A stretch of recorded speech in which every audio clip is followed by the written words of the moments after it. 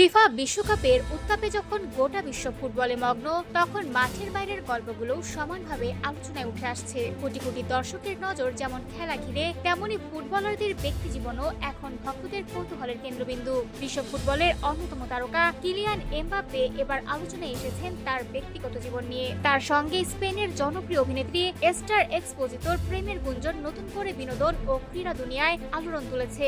যদিও এমবাপ্পে কিংবা এস্টার কেউই এখনো এই সম্পর্কের বিষয়ে প্রকাশ্যে কিছু স্বীকার করেননি, তবে গত কয়েক মাসে একাধিকবার তাদের একসঙ্গে দেখা যাওয়ায় গুঞ্জন আরও জোরদার হয়েছে। 2000 সালের 26 জানুয়ারি মাদ্রিদে জন্ম নেওয়া এস্টার ছোটবেলা থেকেই অভিনয়ের প্রতি আগ্রহী ছিলেন। থিয়েটারের মাধ্যমে তার অভিনয় জীবনের শুরু। পরে টেলিভিশনে ছোট ছোট চরিত্রে কাজ করলেও আন্তর্জাতিক পরিচিতি আসে নেটফ্লিক্সের জনপ্রিয় সিরিজ এলিটে কার্লা রসুন চরিত্রে অভিনয়ের মাধ্যমে।